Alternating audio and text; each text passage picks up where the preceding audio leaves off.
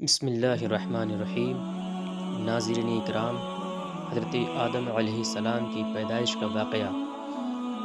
حق تعالی نے حضرت جبرائیل علیہ السلام کو حکم دیا کہ تمام روئے زمین میں سے سیاہ سفید، سرخ ہری، نیلی پیلی، میٹھی کھاری، نرم خشک ہر قسم کی ایک مٹھی بھر خاک لاؤ۔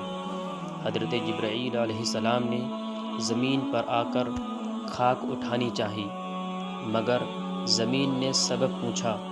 حضرت جبرائیل علیہ السلام نے رب کا حکم بتایا۔ زمین نے عرض کیا، میں اس سے خدا کی پناہ مانگتی ہوں کہ تو مجھ سے خاک کو اٹھا کر انسان بنائے، جس کی وجہ سے میرا کچھ حصہ جہنم میں جائے۔ حضرت جبرائیل علیہ السلام واپس آ گئے۔ اللہ تعالیٰ نے پھر حضرت میکائیل علیہ السلام اور حضرت اسرافیل علیہ السلام کو باری باری بھیجا، مگر وہ بھی اسی طرح خالی ہاتھ لوٹ آئے۔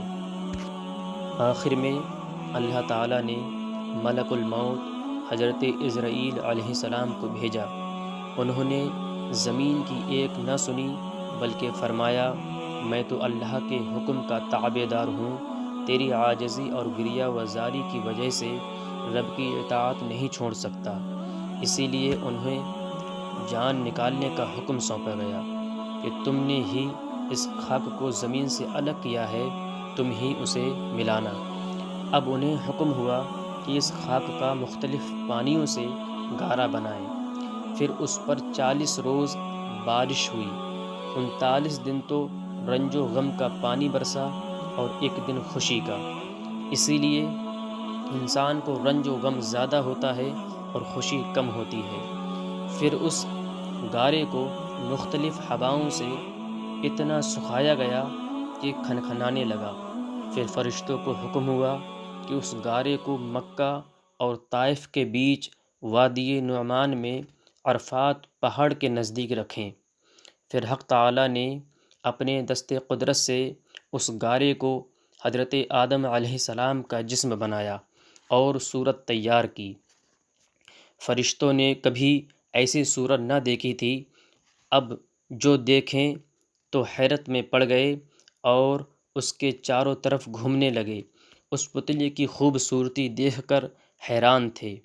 ابلیس کو بھی اس سارے اعلان کی خبر ہو چکی تھی، وہ بھی پتلے کو دیکھنے آیا اور اس کے چاروں طرف گھوم پھر کے بولا کہ اے فرشتوں، تم اسی کا تعجب کرتے ہو؟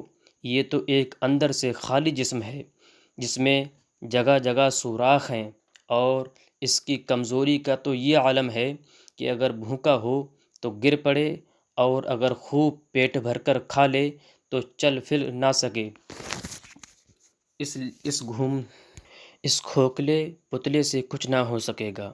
پھر بولا، ہاں، اس کے سینے کی بائیں طرف ایک بند کوٹھری ہے، یہ خبر نہیں کہ اس میں کیا ہے، شاید کہ یہی لطائف ربانی کی جگہ ہو جس کی وجہ سے یہ خلافت کا حقدار ہوا۔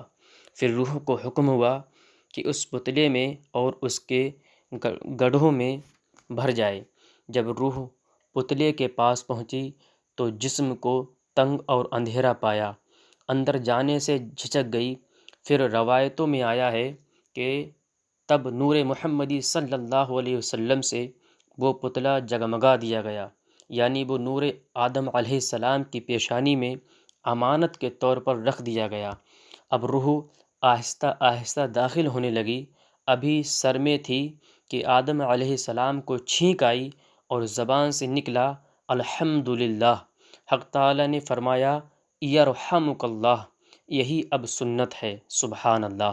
جب روح کمر تک پہنچی، حضرت آدم علیہ السلام نے اٹھنا چاہا، مگر گر پڑے، کیونکہ نیچے کے دھڑ میں روح پہنچی ہی نہ تھی۔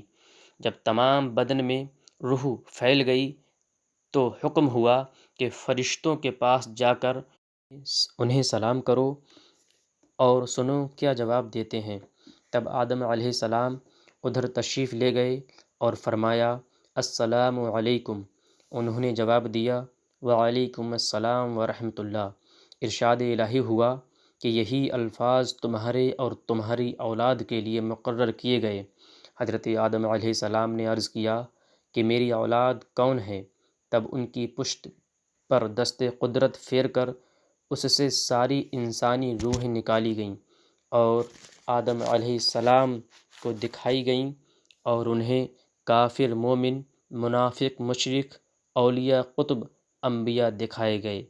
سیدنا علی مرتضیٰ رضی اللہ تعالیٰ عنہ فرماتے ہیں کہ ہندوستان کی زمین ہری بھری ہے اور عود اور کرنفل وغیرہ خوشبوئیں اس لیے وہاں پیدا ہوتی ہیں کہ آدم علیہ السلام جب اس زمین پر تشریف لائے تو ان کے جسم پر جنتی درخت کے پتے تھے، اور پتے ہوا سے اڑ کر جس درخت پر پہنچے وہ ہمیشہ ہمیشہ کے لیے خوشبودار ہو گیا۔ سبحان اللہ، سبحان اللہ۔ اگر آپ کو ہماری ویڈیو اچھی لگتی ہو تو ہمارے چینل کو سبسکرائب کریں اور بیل آئیکن پریس کریں تاکہ ہماری ویڈیو سب سے پہلے آپ تک پہنچ سکے، اور لائک اور شیئر ضرور کریں۔